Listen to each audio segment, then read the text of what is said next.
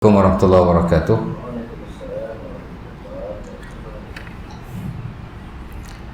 Innal hamdalillah nahmaduhu wa nasta'inuhu wa nastaghfiruhu wa na'udzu billahi min syururi anfusina min sayyiati a'malina may yahdihillahu fala mudilla lahu wa may yudlil fala hadiya lahu. Asyhadu an la ilaha illallah wa la syarika lahu wa asyhadu anna Muhammadan 'abduhu wa rasuluh. Allahumma salli ala Muhammad wa ala ali Muhammad wa sallim taslima.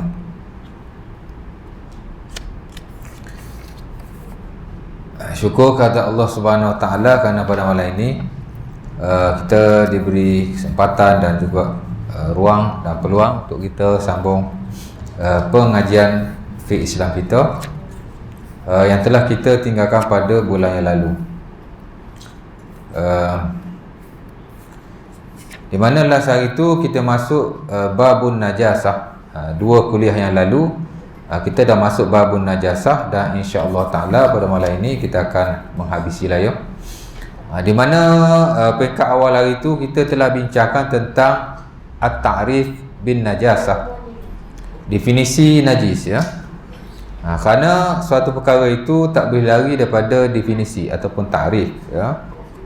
Dalam mana-mana ilmu, hatta dalam ilmu fiqh Islam pun, setiap bab yang dibincangkan, para ulama tidak akan meneruskan perbincangan melainkan ditakrif dan definisikan terlebih dahulu.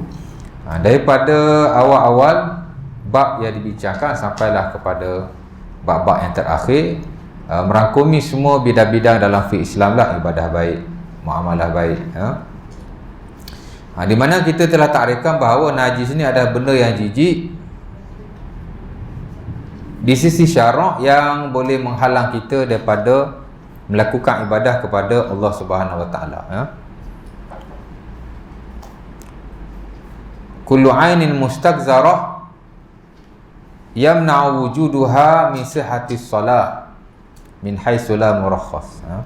Itu salah satu definisi yang ada dalam mazhab Asy-Syafi'i dan yang paling masyhur di kalangan mereka. Itulah sesuatu benda yang mustaqzarah, yang kotor, yang jijik ya, syar'an, secara syarak lah ya. Of course lah, sebab kita mendefinisikan secara syarak. Kullu ainin mustaqzaratin syar'an yamna'u wujuduha min sihhatis shalah haitsu la murakhas. Di mana jika dia ada, ia akan menghalang daripada kita melakukan ibadah yang dituntut untuk kita bersih daripada najis lah ya. Especially solat. Selagi mana tidak ada rukhsah yang berkaitan dengan, mana kalau tidak ada keuzuran-keuzuran tertentu, najis seumpama itu mestilah dibersihkan ya. Itu definisi lah ya. Di samping ada banyak lagi lah definisi yang lain. Kemudian kita dah bincang juga tentang hukum membersihkan daripada najis. Sama ada membersihkan badan kita ataupun pakaian kita ataupun tempat tinggal kita ya. Wajiblah. Dan saya dah baca ayat Quran yang menjadi rujukan para ulama dalam hal ini. Umpama dalam surah Al-Muddathir, kata Allah Subhanahu wa taala, ya ayyuhal muddathir qum fa'anzir wa rabbaka fakabbir wa thiyabaka fatahhir ya. Wahai orang yang berselimut, ya ayyuhal muddathir qum fa'anzir, bangunlah dan berilah fa'anzir, apa anzir? Berilah peringatan ya. Daripada nazir lah. Nazir mana orang yang memberi peringatan. Itu sifat Nabi tu ya. Sifat Nabi ni banyak, bukan 4 saja. Sidik, amanah, tabligh, fatanah. Itu basic lah kita kata kan. Tapi ada banyak lagi sifat-sifat Nabi yang lain yang mesti kita tahu untuk nak menyempurnakan keimanan kita kepada Rasulullah SAW ya. Especially yang disebut dalam Quran lah, dan juga sebahagian disebut dalam hadis-hadis baginda. Walaupun tak banyak lah nama dan sifat Nabi ni, tapi kalau kita tahu sebahagian daripadanya yang penting-penting, itu dah kira bagus ya.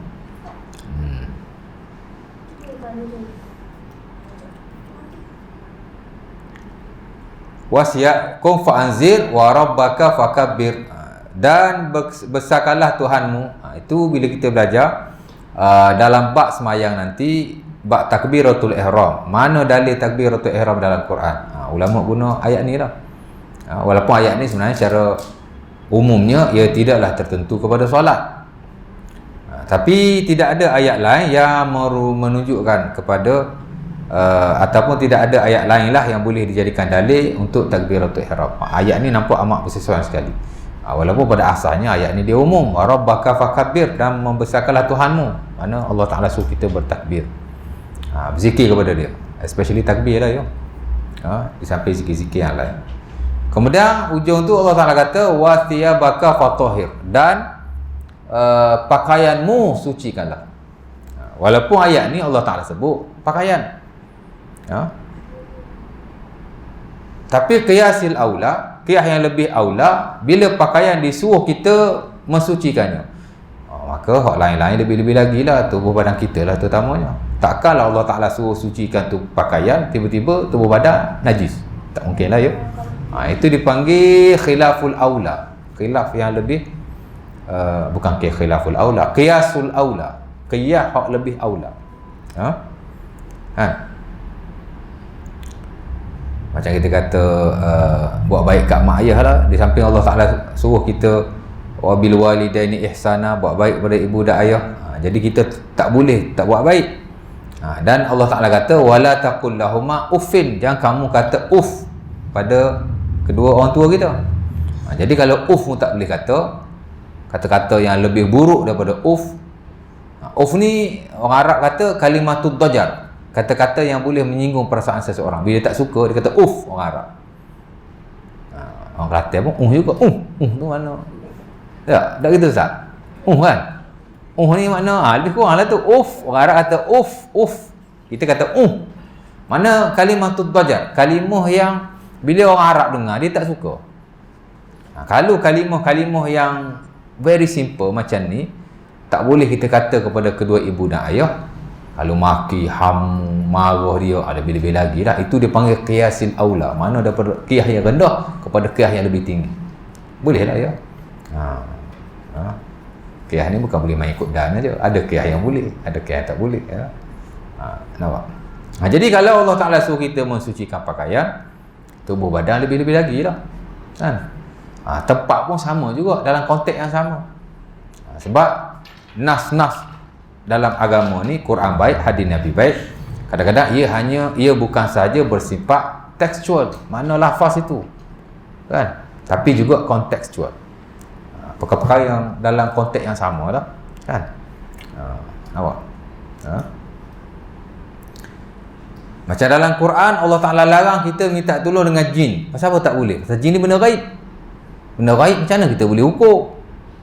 Betul tak? Betul-betul kena bersandarkan kepada wahyu. Sebab tu para ulama kita bila dia mendefinisikan gaib, dia kata benda yang tak boleh diketahui melainkan jalan wahyu. Al-Imam Ar-Raghib Al-Asfahani umpamanya dalam Mufarradatil Quran, dia kata gaib-gaib ni la yu'lam illa an tariqil wahyi. Tidak diketahui ia melainkan dengan jalan wahyu. La taqa' tahtal hawas wala tudrak. Bila uqul, benda yang tak boleh dicapai dengan anggota panca indera dan tidak boleh dicapai dengan akal, dan tidak diketahui melainkan dengan jalan wahyu. Itulah maksud gaib. Dan jelas Allah Ta'ala larang kita minta tolong ngaji pasal jin tu gaib. Tak boleh minta tolong ngaji saja. Kalau hak lain boleh. Sama aja benda gaib kan. Minta tolong dengan ruh-ruh orang yang telah mati, gaib dia tu tak sama. Sama aja, konteks yang sama. Allah Ta'ala larang jin, tapi jin tu benda gaib. Dan kita memang tidak boleh berinteraksi dengan benda-benda gaib melainkan dengan jalan wahyu. Mesti nas, sama ada Al-Quran ataupun ada hadis Nabi SAW yang sahih. Sama saja kan. Cuma guna dia istilah lain lah, tawassul lah, istighasah lah. Dia pengalihan saja daripada nak ibadah betul-betul kepada Allah, kepada selain Allah, tapi dia menggunakan istilah-istilah yang berkenaan. Itu saja. Sedangkan dalam hal gaib ni Allah Ta'ala dah bagi tahu tak boleh. Cuma Allah Ta'ala sebut jin sajalah kan. Pasal pada waktu itu memang orang Arab menyembah jin, atau setidak-tidaknya meminta pertolongan daripada jin. Betul Allah Ta'ala larang begitu. Tapi Benda-benda yang tidak ada pada zaman dulu mungkin ada pada hari ni. Zaman dulu maybe dia tak minta dengan roh orang yang mati. Zaman hari ni baru minta, tapi dalam konteks yang sama dan boleh dikiaskan sebenarnya. Boleh lah, pasal dia konteks yang sama, bukan kias, tapi dia dalam konteks yang sama. Jadi sama dalam hal ni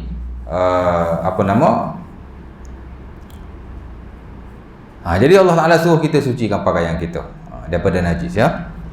Dan menyucikan daripada najis ini adalah wajib. Hukum dia wajib. Saya dah baca dah hadis tu, banyak hadisnya. Hadis Anas bin Malik, tanazzahu 'anil baul fa inna amma ta'azabil qabri minhu. Ya, berlepas dirilah atau bersucilah daripada najis. Kencing, ya, daripada kencing, kerana sebahagian besar daripada azab kubur adalah daripada. Saya dah baca lah hadis tu. Hadis Imam At-Tabrani daripada Anas bin Malik, ya. Baik. Takrif, ya. Kemudian hukum bersuci daripada najis tu wajib lah, ya. Kemudian apa lagi kita bagi tahu itu tentang kepentingan membersihkan diri daripada najis. Dah sebut juga, saya dah baca hadis yang Nabi diperdengarkan oleh Allah Subhanahu Wa Taala, orang diazab oleh Allah kerana dia tidak bersuci daripada kencing, ya. Itulah hadis yang diriwayatkan dalam Sahih Bukhari dan Muslim daripada Ibnu Abbas, ya. Marra Nabi bi ha'id min hitanil Madinah fasami'a sauta rajulain yu'azzaban. Nabi lalu di satu dusun, daripada dusun-dusun orang Madinah, Nabi dengar suara dua lelaki sedang diazab. Kemudian Nabi bagi tahulah, amma ahaduhuma kana yamshi bin nami la yastatiru minal baul. Nabi bagi tahu, amma ahaduhuma fakana la yastatiru au yastanzihu minal baul. Salah seorang ni dia tidak betul-betul bersuci daripada kencing. La yastanzihu minal baul, ataupun setengah riwayat la yastatiru minal baul. Kata Imam Ibn Hajar, la yatajannab wala la yatajannab wala dia tidak betul-betul lah, semasa dia kencing itu dia tidak menjaga air kencingnya sehingga ia mengenakan pakaian atau badannya, ya.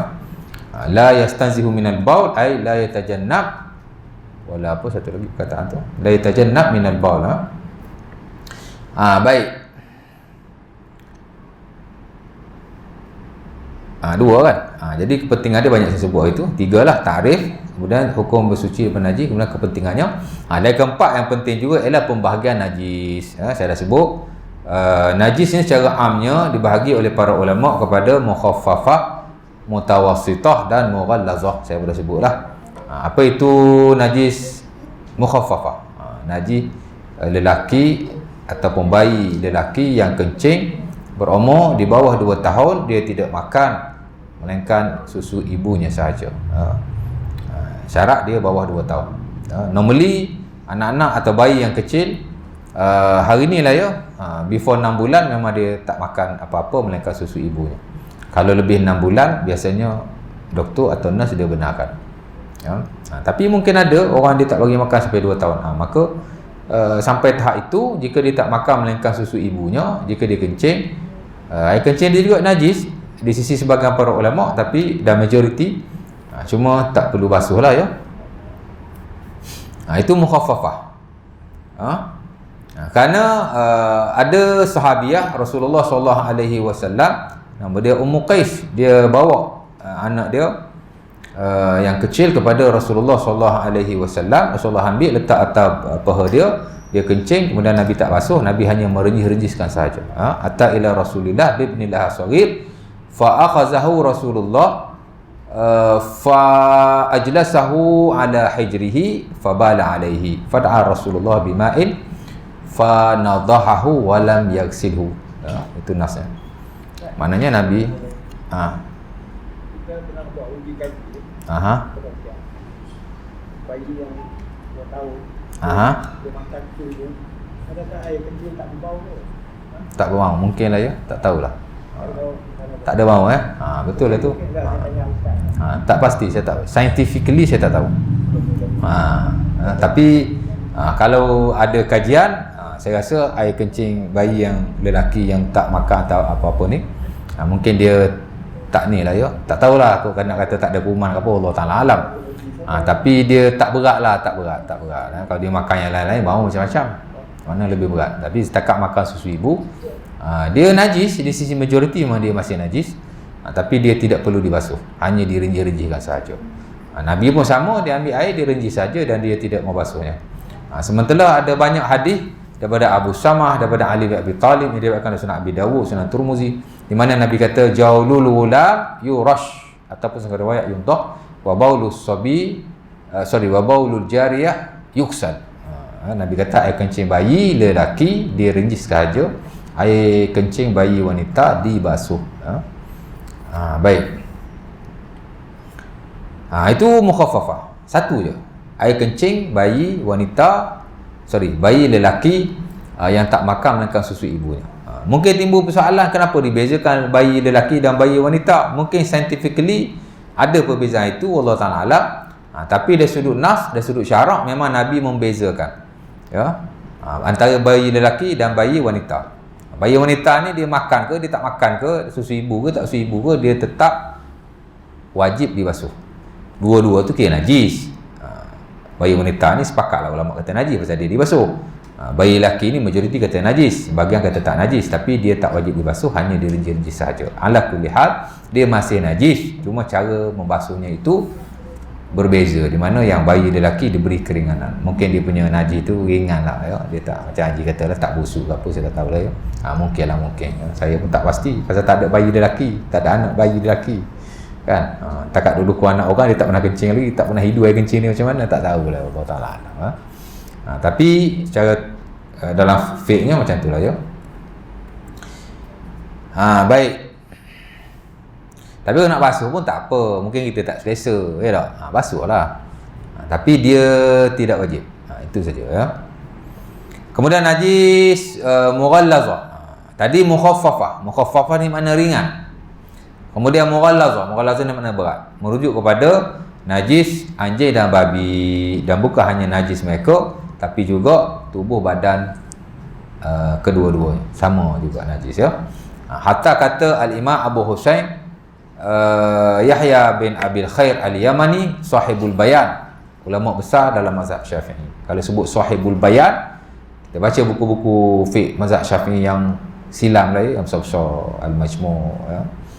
Baca buku Al-Imam Al-Ghazali umpamanya, baik Al-Wasit, baik Al-Basit, atau sesiapa sahaja di kalangan ulama-ulama besar mazhab Syafi'i, jika dikata sahibul bayan, tuan punya kitab yang bernama Al-Bayan, ia merujuk kepada Al-Imam Abu Husain Al-Yamani, ya. Dia antara ulama besar, ya. Dan buku Al-Bayan termasuk dalam buku ensiklopedia, buku fiqh yang meluas. Dia macam buku Al-Tahzib, buku Al-Baghawi, dia macam buku Al-Majmu' Al-Imam Nawawi, dia macam buku Al-Mughni Al-Imam Ibn Qudamah Al-Maqdisi. Itu buku-buku ensiklopedia, mana dia bukan hanya membincangkan mazhab Syafi'i, tapi mazhab-mazhab yang lain. Dan dia bukan hanya membincangkan mazhab ataupun pendapat ulama pada zamannya, tapi juga mazhab-mazhab para sahabat, para tabi'in.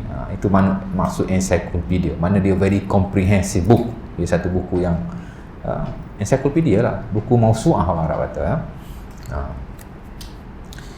Sebab itu bila kita belajar di peringkat tinggi dan lanjutan dalam mana-mana ilmu lah, kita mesti rujuk encyclopedia, especially fiqh. Ada buku-buku encyclopedia mesti belajar, kan?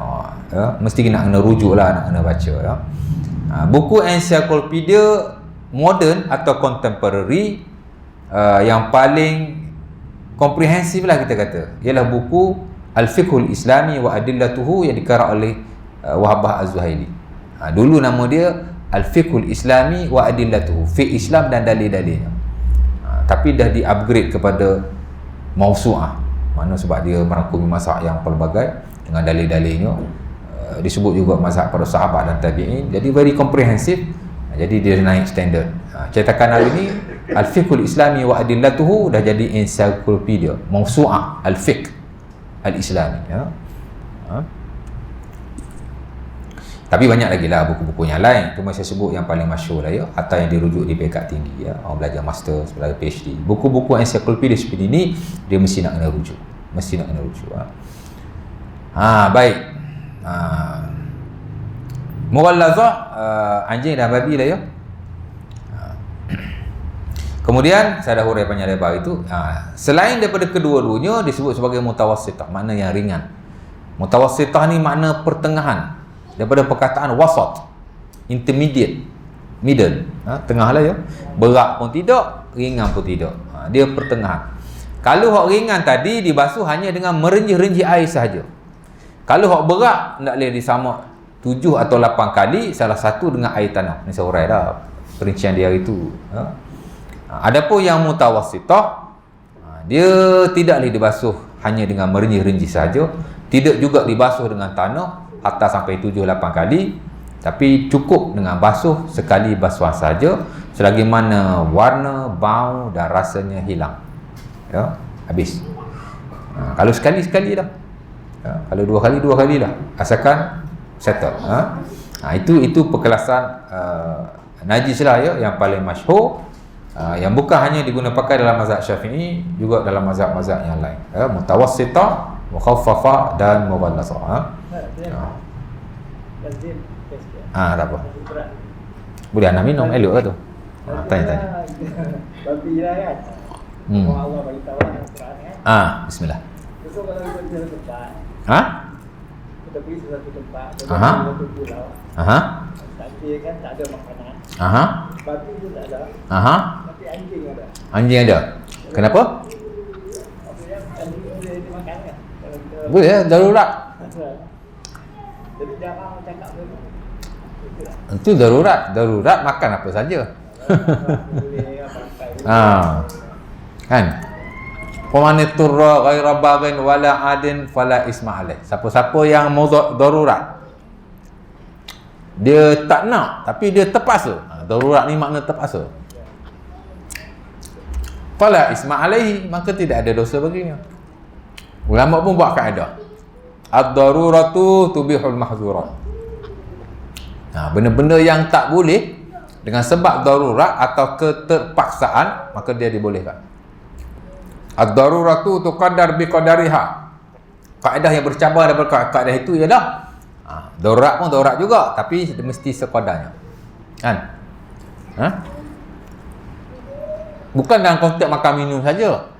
Dalam hal-hal yang lain pun sama juga. Kita belajar dalam muamalah, dalam interaksi antara lelaki dan wanita yang tidak halal nikah. Pesakit wanita, doktor lelaki. Jangan nak ubat. Kalau kaedah itu tidak digunakan pakai, ayat ni pasal makanan, tapi dia digunakan pakai dalam hal-hal yang lain. Kan? Ayat Quran dan hadis Nabi ni kadang-kadang konteks dia luas. Macam tadilah Allah Ta'ala sebut pakaian, tapi dia dalam konteks yang sama dia boleh digunakan pakai. Jadi Allah Ta'ala sebut darurat dalam hak awal makan dan minum. Kalau darurat makanlah, tak berdosa. Tapi digunakan pakai dalam hal darurat yang lain. Banyak darurat kehidupan kita ni. Hatta bila kita belajar usulul fiqh, dalam maqasidus syariah memang ada apa yang disebut sebagai ad-daruriyat. Kan? Dia panggil daruriyat lah. Maqasid syaraknya 5, hifzun nafsi, hifzul din, hifzul mal, hifzul ird, hifzul nafs. Itu juga disebut sebagai daruriyat al-khams, benda yang mesti dipelihara kelima-limanya. Itu sembahyang, soft jarak, daruriyat juga tu. Kan? Memanglah merapat kasar ni tak wajib, mesti majoriti, tapi dia termasuk dalam daruriyat. Kalau wajib pun dia mesti dijarakkan. Apatah lagi tidak wajib. Tapi ada yang nak membesar-besarkan pasal jarak soft solat ni. Mungkin kita berbeza lah dengan pandangan-pandangan yang lain, hatta yang diwartakan di mana-mana kan. Jadi tapi dah kerajaan suruh macam tu, di atas dasar-dasar tertentu disokong pula oleh ulama-ulama kesemuanya. Dia bukan satu isu yang besar, jarak lah sekejap.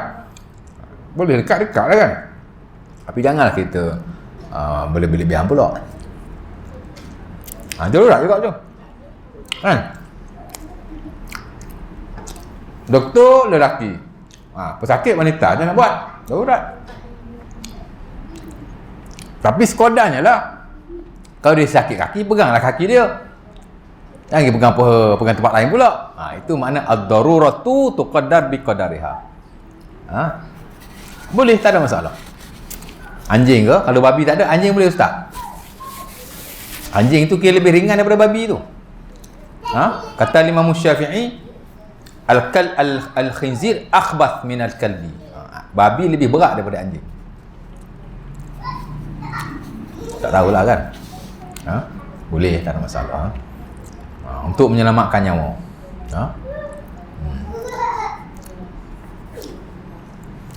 Kat mana tadi? Lupa. Dah makan lupa. 3 kategori tu ya. Jadi kita nampak lah ya. Satu lagi yang last saya nak kongsi malam ni ialah juga dalam konteks Najis yang sama. Cuma saya nak bagi nampak lebih jelas lah, supaya kita ada idea yang betul-betul solid dalam haiwan najis ni. Selain daripada definisi, selain daripada hukum membersihkan dan kepentingannya, selain daripada kategori-kategori yang telah kita kongsikan, mutawassithah, mughallazah dan juga mukhaffafah. Satu lagi yang perlu kita ada kepahaman dan understanding yang betul juga ialah dari sudut najis ni ada yang disepakati, ada yang tidak disepakati. Termasuk dalam kita dah belajar-belajar tadi. Ni kita nak tahu lah ya. Najis ni tuan-tuan, ada yang disepakati, ada yang tidak disepakati. Ada yang al-muttafaq alaiha, ada yang al-mukhtalaf fiha. Pasal apa kita nak kena tahu? Supaya kita ni ada idea yang jelas, dan supaya kita tidak orang kata keliru, dan kita boleh beramal dengan cara yang lebih baik ya. Apa yang orang kata apa? Jangan orang kata benda tu simple saja tapi dibesar-besarkan. Pasal orang tak faham prinsip hak disepakati dan tidak disepakati ni lah. Najis hak betul-betul najis dengan najis yang Allah. Kan tak ada apa pun. Sebab kadang-kadang benda-benda yang terlalu furuk ni yang dikaitkan dengan najis, kadang-kadang ada lah difatwakan. Masalahnya kita duk pegang hak tu sampai hari kiamat. Kadang-kadang menimbulkan orang kata ni pula kan. Macam penuh asal raya haji je timbul, asal raya haji je timbul. Makan gulai kalau kena kat baju tak sah semayang. Betul tak? Selalu macam tu kan. Nak raya haji timbul lah.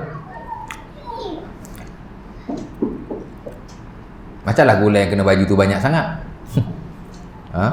Pasal memang ada ulama Nusantara kita lah ya. Ulama Jawi atau seumpamanya yang kata tidak sah semayang lah ya.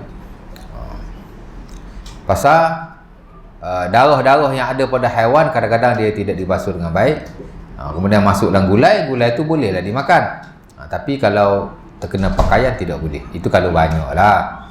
Dan tidaklah saya kira betul-betul merupakan fatwa yang muktamad sehingga tak sah semayang. Lagi tu bukan banyak sangat gulai tu ya. Memang tidak ada masalah sama sekali ya. Pasal dia dah jadi makanan pun, that's why dia boleh makan. Dan dia bukan najis lagi kalau ada pendapat sebegitu, dia hanya pendapat individu ulama tertentu saja, yang mana belum tentulah kita boleh ikut kan. Macam isu baca doa ketika salam bila semayang, memang ada ulama fatwa kan, tapi setahu saya seorang je lah dalam mazhab Syafi'i, nama apa tak. Tapi the rest, mana ada ulama yang menyuruh atau menggalakkan atau menganjurkan doa ketika salam. Pasal salam ni bukan mahalul doa. Tak ada riwayat Nabi baca doa ketika salam. Dan doa yang dibaca ketika salam tu yang sepatut dibaca before salam. Doa tu doa Abu Saleh. Dia akan beliau dalam Sunan At-Tirmizi, dia baca doa Allahumma inni as'alukal jannah wa a'udzubika minan nar. Bila Nabi tanya dia apa yang kau baca sebelum salam dalam sembahyang kau, dia kata aku baca Allahumma inni as'alukal jannah wa a'udzubika minan nar. Itu yang aku baca, yakni before salam, bukan ketika salam tu. Kita hidup baca doa tu ketika salam pula dah. Ni ada ulama ni, dia pun ambil lah hadis umum, hadis Abi Umamah Al-Bahili. Nabi kata seabdul-abdul doa kan, ayu doa asma, mana doa yang paling mustajab. Nabi pun kata jauful lailil akhir wa duburus salawatil maktubah, di tengah malam dan di hujung semayang. Duburus salawatil maktubah, di hujung semayang yang fardu. Hujung semayang ni boleh jadi before salam, boleh jadi selepas salam, yakni after semayang tu. Itu yang kita tahu, dapat ulama kita. Dan dia kata boleh jadi juga ketika salam, tak boleh jadi before salam pasal ada dalil praktikalnya. After salam pun ada dalil praktikalnya. Allahumma inni ala zikrika wa syukrika, doa kan termasuk dalam wirid-wirid pas semayang tu. Tapi ketika salam tak ada dalil praktikalnya. Jadi tak bolehlah dikias-kias umpama itu atau dipahami sedemikian rupa. Dia nak backup pun tengok-tengok lah kan. Jadi kalau tak ada, kita kata tak ada, dia nak memadai sebelum salam dan selepas salam. Saya pun dah umur 61 kan. Memang jaga solat jemaah yang besar lah. Tapi trend baru ni keluar. Sebelum doa dia akan baca satu ayat Quran. Wa qala rabbukum ud'uni astajib lakum. Tak perlu. Tak ada. Tak ada. Banyak orang tahu. Yalah. Tak perlu nak doa, tak perlu baca. Doa ni dia ada adab-adabnya. Ada adab-adab. Al-Imam Zakaria Al-Ansari, Syekhul Islam dalam mazhab Syafi'i, dia ada buku Adabud Doa, Ahkamud Doa, hukum hakam doa. Dia masukkan syarat-syarat doa, adab-adab doa. Yang saya kira dalam banyak-banyak ulama yang menyusun adab doa, hak paling banyak dia lah. Kalau nak dikira, Al-Imam Nawawi rahimahullah dalam Al-Azkar, dia sebut adab doa ni tak banyak, tak sampai 10 pun. Tapi hak dia antara yang saya lihat lah, banyak buku-buku doa yang saya baca, ulama dulu baik, ulama sekarang baik, yang saya kira adab doa yang paling banyak lah yang disebut oleh ulama kita ialah Zakaria Al-Ansari, Syekhul Islam dalam mazhab Syafi'i. Ada 30 adab berasaskan kepada sunnah-sunnah Rasulullah SAW. Ada yang betul-betul sahih dan disepakati, ada yang khilaf, macam sapu muka tu khilaf kan. Kalau ikut Al-Imam Izzuddin Ibn Abdis Salam, dia kata bodoh. Dia ulama besar mazhab Syafi'i, the king of the scholars. Dia tak suka sapu muka ni. Lam yasihu fiha syai', tak sahih dia kata hadis tu. Dia dah kata macam tu, tapi majoriti kata sunnah sapu muka ni. Masing-masing lah kan, tak kisahlah. Mana tadi? Jadi dalam 30 tu saya tak dapati dalam mana-mana part yang kata before doa disunnahkan kita membaca apa-apa ayat Quran. Kalau ada pun hanya digalakkan kita memuji Allah Subhanahu Wa Taala dan selawat pada Nabi. Ya. Kalau dia sudut bacaan, ada adab yang lain banyaklah, menghadap kiblat, berwudu, angkat tangan, ya, macam-macam lah ya. Tapi hak betul-betul sunnah dan sudut lafaz, apa yang kita nak baca, dua saja. Itulah memuji Allah Subhanahu Wa Taala, as-sana'u 'ala Allah. Yang kedua berselawat kepada Rasulullah SAW. Itu disepakati oleh para ulama. Pasal ada hadisnya, hadis Fudhalah bin Ubaid riwayat oleh Imam Abi Dawud dan Imam Tirmizi rahimahullah. Cuma Nawawi dalam Al-Azkar dia kata hadis ni dhaif, dalam Al-Majmu' dia kata hadis ni hadis sahih. Macam itulah lebih kurang. Tapi ala kulli hal hadis tu digunakan pakai oleh para ulama. Secara lafzi, lafaz yang kita nak baca before doa, puji Allah, selawat Nabi. Adapun membaca ayat-ayat tertentu, zikir-zikir tertentu, tidak ada. Ya. Nampak? Kalau ada pun kita tutup doa dengan Rabbana atina fid dunya hasanah, di atas perbuatan Ibnu Mas'ud, kerana adalah Sahih Bukhari, lam yad'u bi da'watin illa da'a biha. Dia tak doa dengan satu doa melainkan dia akan baca Rabbana atina fid dunya hasanah. Itu tak ada masalah. Ataupun kita baca Rabbana taqabbal minna du'aana innaka antas samiul alim. Kita doa. At the end kita baca Rabbana taqabbal minna innaka antas samiul alim. Itu dalam ayat Quran. Digalakkan oleh Al-Imam Al-Khatib Asy-Syarbini rahimahullah dalam buku Muqtamad Mazhab Syafi'i, Mughnil Muhtaj. Kerana makna dia itulah kita minta Allah Taala terima doa kita, Rabbana taqabbal minna innaka antas samiul alim. Tapi before doa baca wa qala rabbukum ud'uni astajib lakum, setahu saya tidak ada. Dan tak perlu pun. Ayat tu memanglah kan, wa qala rabbukum ud'uni astajib lakum. Itu Allah Taala, ayat tu menyebut Allah Taala berkata, doalah kepadaku, aku akan mustajab kepada kamu. Itu saja. Dia bukan, dia tak jadi part untuk kita baca dalam doa. Sama juga lepas kita doa, yang disunahkan ialah kita baca amin. Amin. Itu sepakat para ulama. Al-Imam Syafi'i rahimahullah kalau nak tambah Rabbal Alamin. Ataupun kita sebutlah sifat-sifat Allah after that. Tapi sekadar amin itu sunnah. Tapi taqabbalallahu minna minkum tak ada. Lepas tu ada tempat buat, ada tempat tak buat, pasal dia tidak sunnah. Taqabbalallahu minkum atau minna wa minkum ialah bacaan semasa solat hari raya, bukan ketika doa. Jadi banyak benda yang tidak ada kena-mengena dengan doa, ataupun makna dia tu adalah kena-mengena doa, tapi dia tak termasuk dalam ada doa. Tak perlu. Ya? Before doa tak ada apa-apa, hanya puji Allah, selawat Nabi. After doa kita amin, yasin. Orang nak baca tu pulang pada dia lah. Orang ni ikut-ikut, orang tu baca seorang, dia pun baca. Kemudian orang ni baca, kemudian orang ni baca, kemudian orang ni baca, jadilah ramai baca. Benda tu benda tu sunnah ataupun benda yang disyariatkan. Kan? Jadi kalau kita belajar benda tu tidak ada, tidak perlu. Dan kalau benda tidak disyariatkan, kita angkat jadi syariat, itu setengah orang kata bid'ah tu kan. Nampak? Baik, boleh. Kau mana tadi? Tak apa. Saya nak habiskan yang tu. Saya sebut tadi, ada yang disepakati, ada yang tak disepakati, ya. Yang disepakati sebenarnya tidak banyak. Ya. Yang tidak disepakati, of course lah, selain daripada yang disepakati, mestilah ia lebih banyak daripada yang tidak disepakati. Kalaulah yang disepakati banyak, yang tidak disepakati tidak banyak, nescaya ia akan memberatkan kita, mesti. Macam kita kata semayang lah, kan, rukun sikit, sunat banyak. Pasal agama ni memang macam tu. Hak mana hak berat dia sikit, hak tak berat tu dia banyak, macam tu kan. Rukun ni kira berat lah, pasal kalau kita tak buat tak usah semayang. Sebab tu dia sikit. Dan asas agama ni memang dia tidak menyusah-nyusahkan, dia tidak memberat-beratkan, dia akan meringankan kita. Sebab itu yang seumpama ini dia sikit. Kalau yang disepakati ni banyak, yang tak disepakati ni sikit, nescaya dia akan memberati. Bahkan padahal Allah Ta'ala dah kata, wa ma ja'ala alaikum fid dini min haraj. Allah Ta'ala akan jadikan agama ni berat sama sekali, ringan saja, mudah saja kan. Sebab tu bila Allah Ta'ala kata wa ja'alnakum ummatan wasata litakunu syuhada'a 'alan nas. Islam ni dia ada satu kriteria, dipanggil wasatiyah, kesederhanaan. Lebih tidak, kurang tidak kan. Dia amat orang kata apa, tengah-tengah lah. Nak kata berat tidak, ringan tidak. Tapi kalau nak kira banyak hak ringan lah, hak berat ada tapi tidak banyak. Berat-berat pun tak ada lah berat mana. Okey, yang disepakati saya kira hanya sedikit saja. Pertama ialah najis dan yang pertama najis yang disepakati, najis yang disepakati hanya beberapa, saya tidak banyak. Yang pertama ialah kencing dan tahi manusia. Ini disepakat oleh para ulama, ia adalah najis, tidak ada khilaf.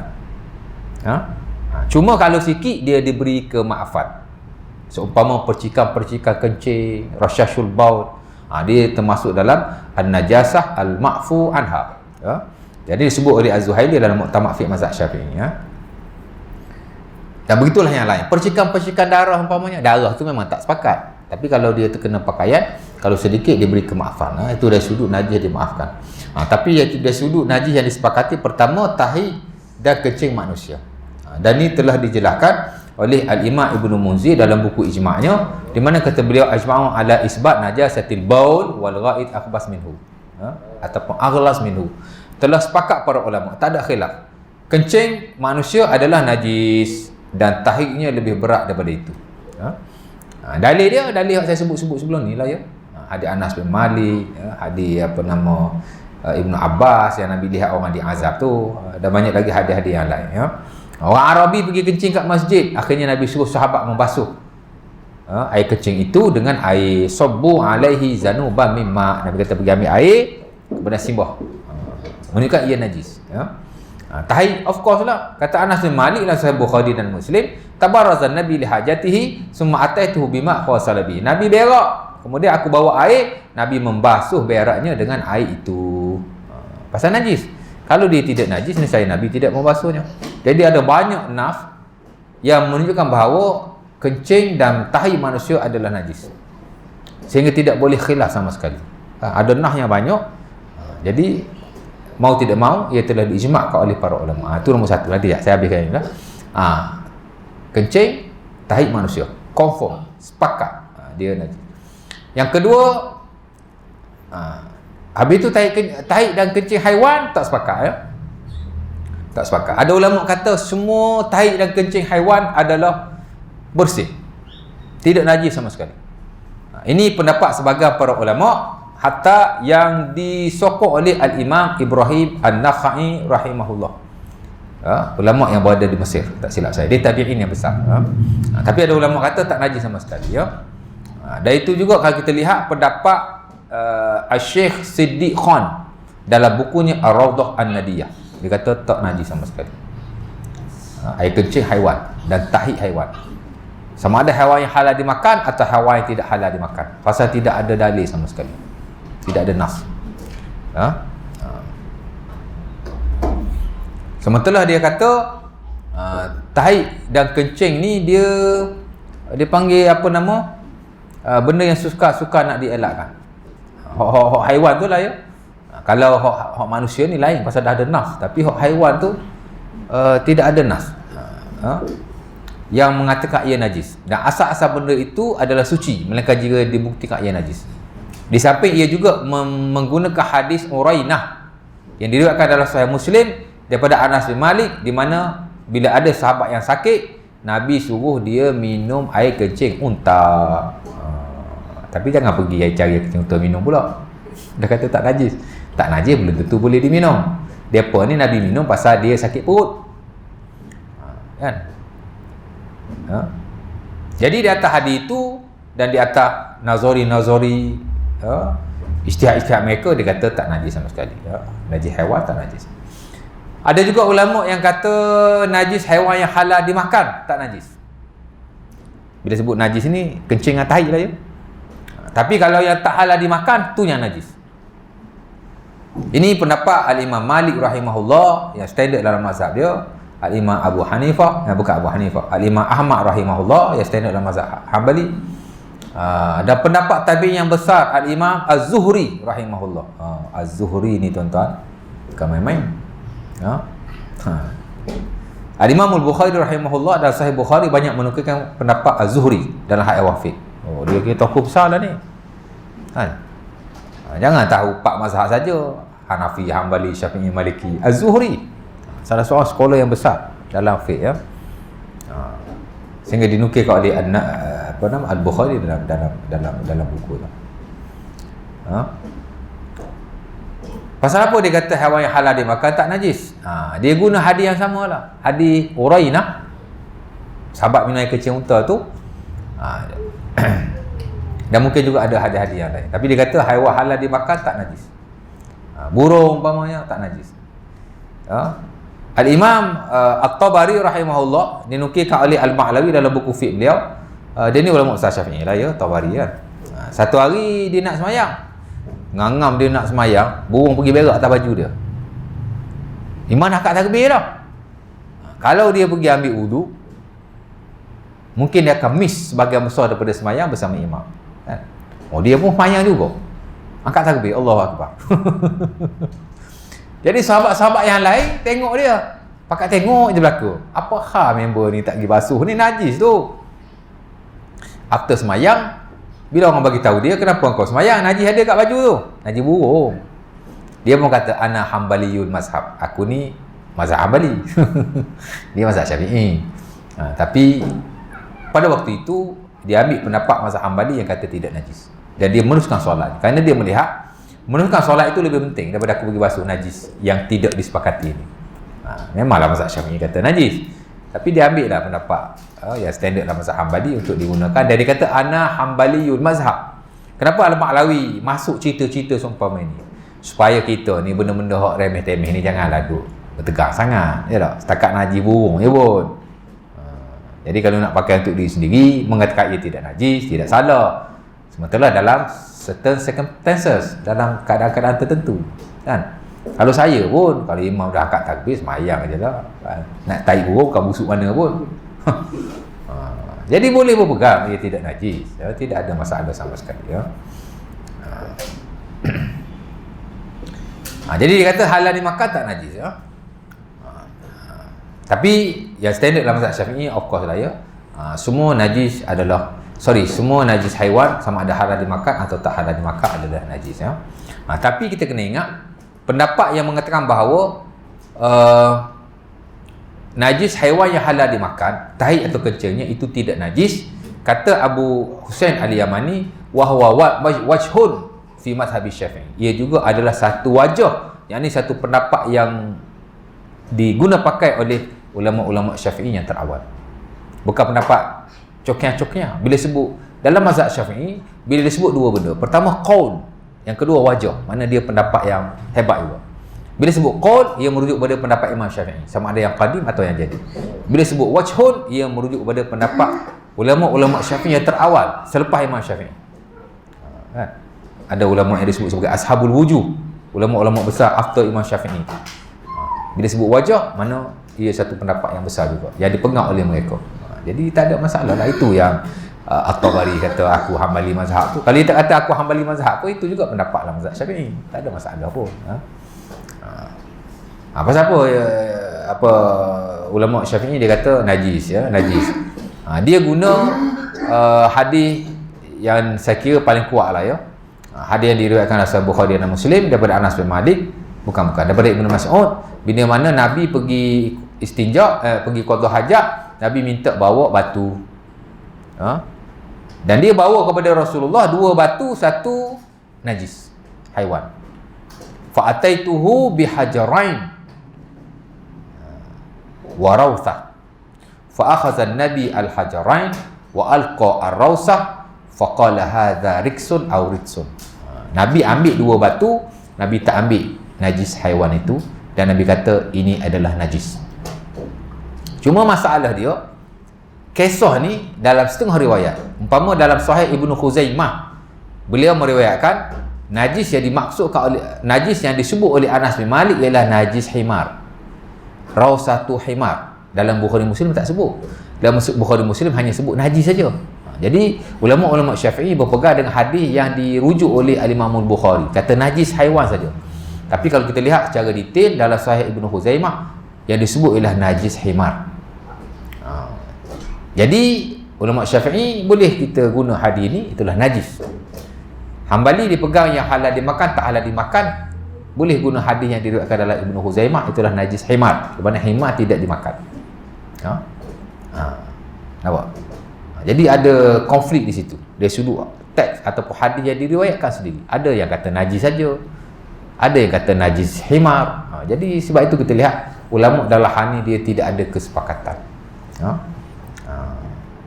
Jadi kita kata boleh betul berlaku lah, kita kata kan, pasal ada nah berlaku, ada masing-masing, ya.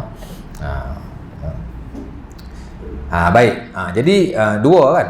1 kencing dan tahi haiwan. Tadi kencing tahi manusia sepakat, tapi haiwan tak sepakat. Yang halal dimakan, tak halal dimakan. Boleh nampak gambaran dia, ya. Ya. Jadi kalau kita berpegang ia najis, especially yang standard dalam mazhab Syafi'i, jangan kita tak basuh pula, basuh lah kalau boleh. Tapi dalam setengah-setengah keadaan, mungkin ada rukhsah untuk kita beramal dan mengatakan ia tidak najis, macam Tabari tadi lah, ya. Jadi kita nak kena faham konteks-konteks seumpama itu. 1. Yang kedua yang sepakat juga ialah bangkai. Bangkai sepakat. Pasal Allah Ta'ala sebut dengan jelas dalam beberapa ayat Quran, antara surah Al-Ma'idah, hurrima alaikumul maitah wadda walahmul khinzir, dan surah Al-An'am ayat 145, saya baca belakang dah sebelum ini kan. Allah Ta'ala kata qul la ajidu fima uhiya ilayya muharraman ala ta'imin yat'amuhu illa maitatan aw daman masfuhan aw lahma khinzir fa innahu ritsun. Di situ Allah Ta'ala sebut maitah. Dalam hadis memang banyaklah hadis tentang bangkai ini adalah najis. Sepakat ulama bangkai najis. Tapi ada bangkai-bangkai yang mereka tidak sepakat lah, ya. Bangkai manusia tak sepakat. Ada ulama kata najis, ada ulama kata tak najis, ya. Tapi yang kuat tak najis, ya. Yang kuat tak najis. Bangkai manusia bukan najis. Pasal ada hadis Al-Baihaqi memang Nabi sebut dia tidak najis. Inna mayyitakum laisa binajis. Daripada Ibn Abbas. Sementara dalam hadis Bukhari Muslim, saya pernah baca dulu masa bincang air itu, bab air saya pernah baca, Nabi SAW pegang Abu Hurairah dan kadang dia berjunub. Kemudian dia lari pergi mandi, dia balik-balik, Nabi kata kau pergi mana? Aku mandi. Nabi kata subhanallah, al-mu'min la yanjus. Maha suci Allah, orang beriman itu dia tidak najis, ya. Jadi bangkai manusia dia tidak najis, ya. Walau bagaimanapun tak bolehlah ditahan-tahan bangkai manusia itu beberapa hari sebelum ditanam, melainkan jika ada keperluan-keperluan tertentu. Kan? Kalau tak ada mesti disegerakan. Asmi'u bil janazah. Itu prinsipnya. Hendaklah kamu segera menunaikan jenazah. Ya, segeralah. Mana kalau tidak ada apa-apa terus. Batu kalau kita lihat dalam pengurusan jenazah semua simple-simple. Kan? Mana ada berjela-jela? Ada azan nak sembahyang jenazah? Tak ada. Kan? As-salatu jami'ah pun tak ada.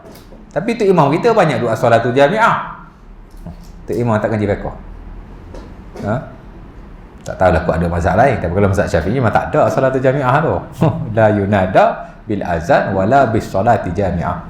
Tidak ada azan yang panjang, tidak ada azan yang pendek. As-salatu jami'ah dia azan yang pendek lah tu. Dia tak ada.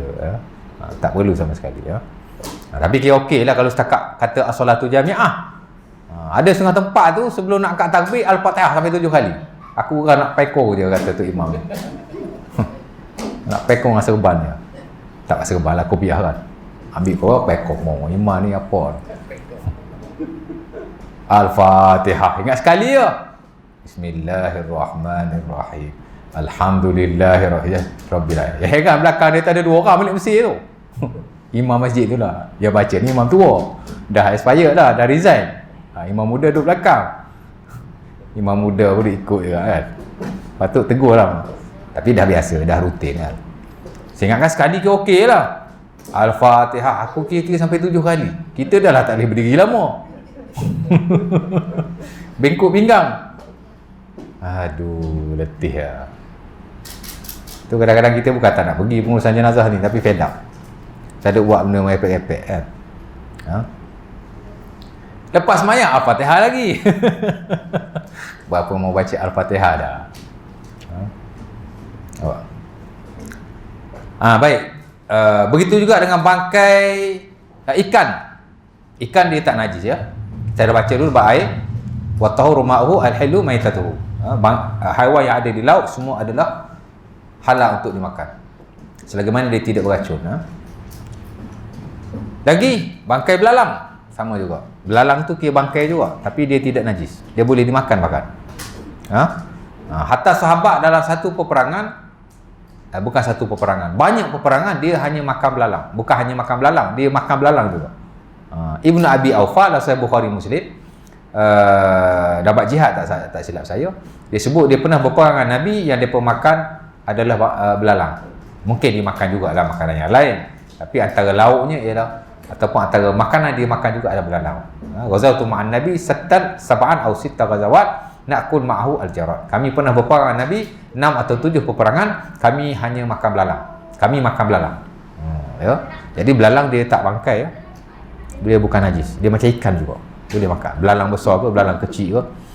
Kita orang tua dulu kat kampung, ada belalang dia kata boleh makan, ada belalang dia kata tak boleh makan. Semua belalang boleh dimakan. Semua. Betul. Tapi ada orang kata belalang tak boleh makan kan. Belalang apa yang kala hijau tu yang kecil-kecil yang duduk kat padi, orang tua kata tak boleh makan. Boleh. Apa pula tak boleh? Belalang dewa tak boleh. Belalang dewa. Semua belalang boleh dimakan. Dewa tak dewa boleh dimakan semua. Itu tak boleh makan mungkin dari sudut perubatan. Dari sudut hukum, belalang semua boleh dimakan. Melainkan kalau belalang tu beracun. Ada belalang beracun. Tak tahu lah ya. Lagi ada bangkai. Disepakati oleh para ulama juga, jika sesuatu terputus daripada haiwan yang hidup juga dianggap sebagai bangkai. Contohnya kambing, kaki dia terputus. Kaki yang putus tu bangkai, sepakat para ulama. Dia masih dalam konteks bangkai. Ya. Ma'ubina min hayyin fahuwa mayyit. Hadis Al-Hakim daripada Abu Sa'id. Ma quti'a min bahimah fahiya maitah wa hiya hayyun. Ma quti'a min bahimah wa hiya hayyah fahiya maitah. Atau kama qala. Hadis Abi Waqi' Al-Laisi yang diriwayatkan oleh Abi Daud. Banyak lagi lah nanah yang lain. Lagi bangkai. Bangkai sepakat ya. Tapi bangkai-bangkai yang tadi tidak najis.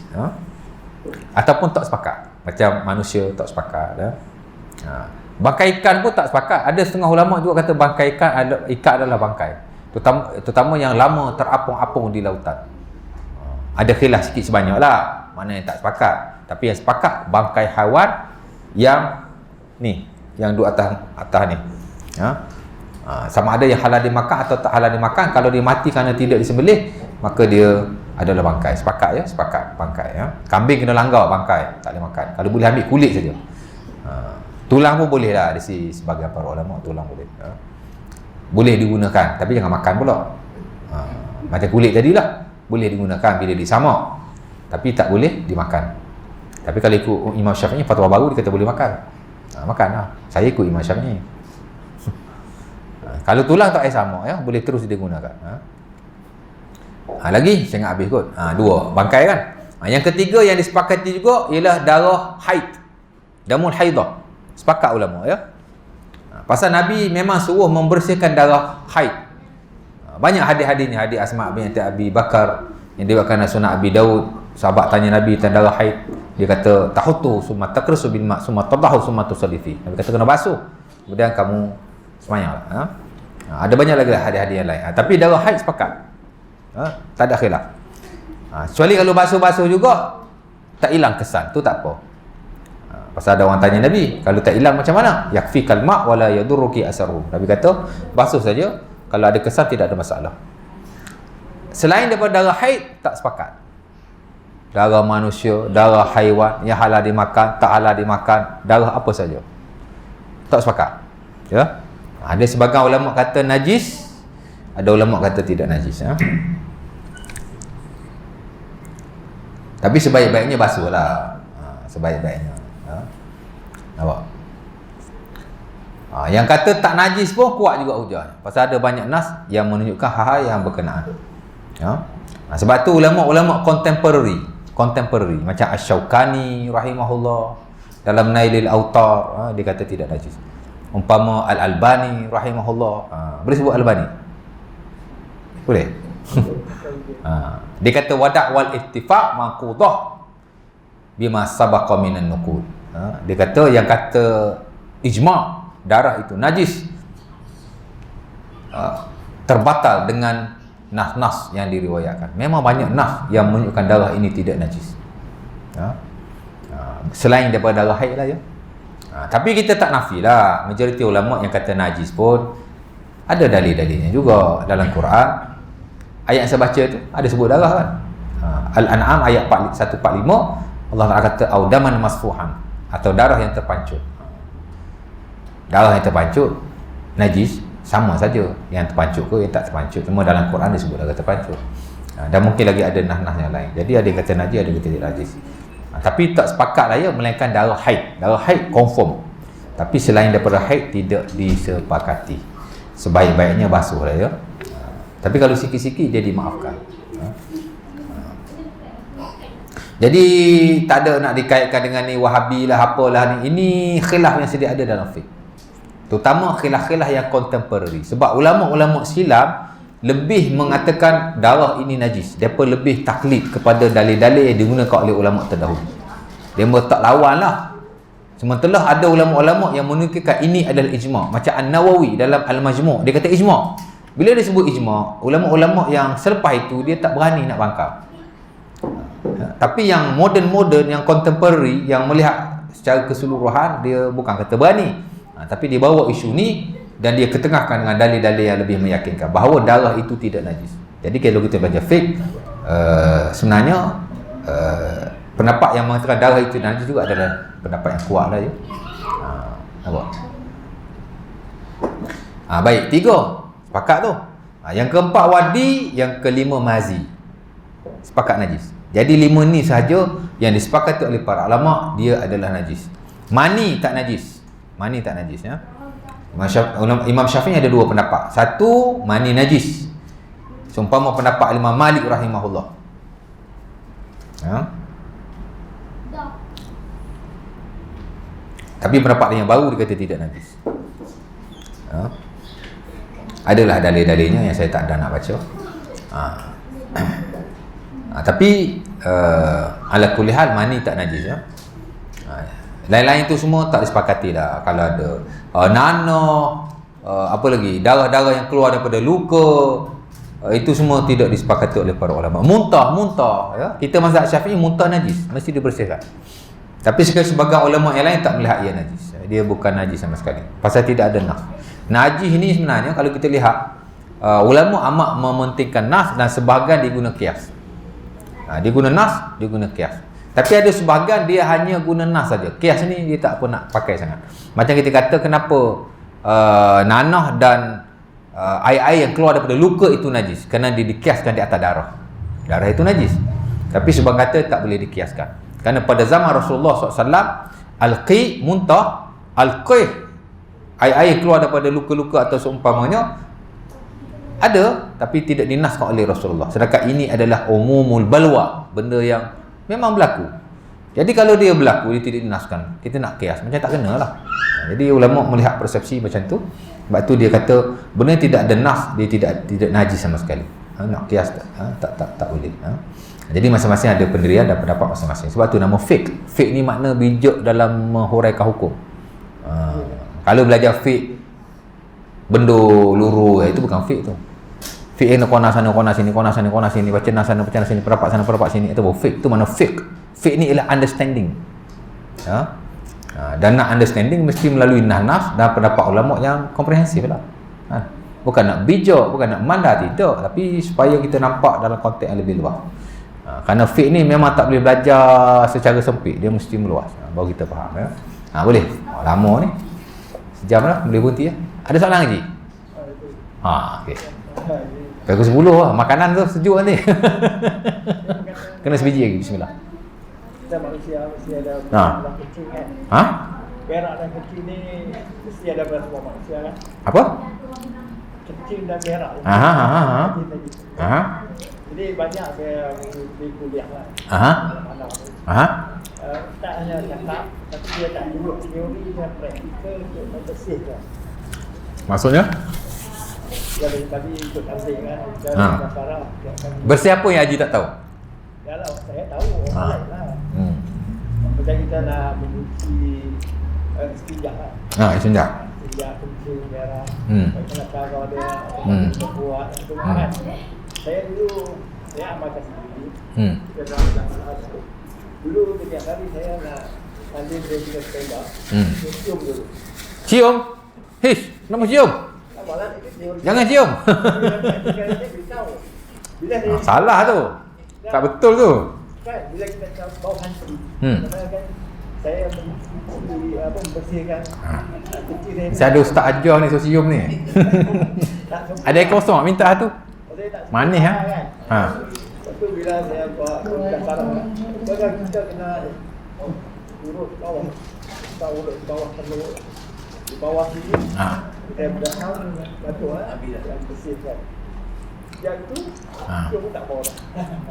Haji minta Khairuddin link saya bab qada hajat. Ada 3-4 video qada hajat.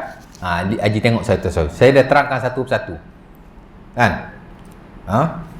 Pertama saya nak beritahu, bab bersuci bernajis ni bab simple. Yang mana orang tak belajar pun dia akan reti buat. Sebab itu bukan kata tak perlu tunjuk praktikal, tapi sebenarnya tak perlu praktikal. Dengan kita baca, dengan kita dengar, kita boleh tahu cara-cara membersihkan. Pasal dia very simple. Membersihkan diri bernajis ni very simple. Kan? Basuh dengan air, bilas contohnya, ataupun sental, kita dah boleh bayangkan. Tapi kalau tunjuk praktikal tu lebih baik. Bawa lah balik depan ni saya boleh tunjukkan. Lagi satu yang saya sebut tadi yang pasal Haji kata nak kena cium seluar dalam. Jangan Haji. Kalau cium memang mau.